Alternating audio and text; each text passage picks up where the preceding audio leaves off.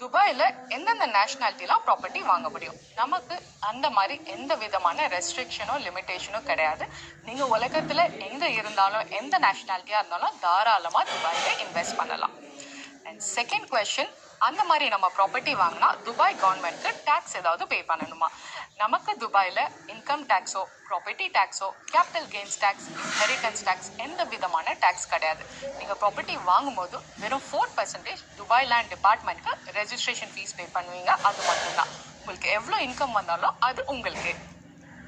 So third question, இந்த மாதிரி நம்ம ப்ராப்பர்ட்டி வாங்கினா நமக்கு ஏதாவது வீசா கிடைக்குமா? So 2 million worth property and above நீங்கள் வாங்கினீங்கன்னா உங்களுக்கு கோல்டன் வீசா கிடைக்கும், which is for 10 years residency. So 10 வருஷத்தில் நீங்கள் ஒரு வாட்டி ரெனியூவ் பண்ணால் போதும்.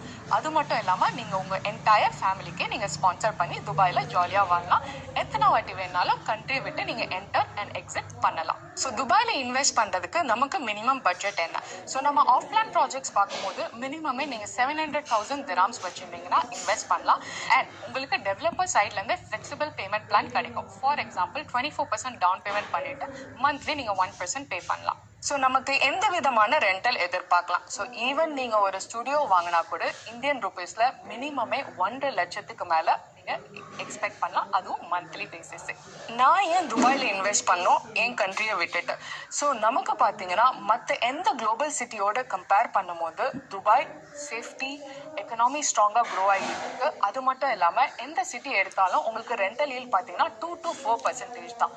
ஆனால் நமக்கு துபாயில் மினிமமே 7 to 10%. இந்த வீடியோ உங்களுக்கு யூஸ்ஃபுல்லாக இருக்கும்னு நினைக்கிறேன். வேறு என்னென்ன கொஸ்டின்ஸ் இருந்தாலும் என்னோட பேஜை ஃபாலோ பண்ணிவிட்டு கமெண்ட் பண்ணுங்கள்.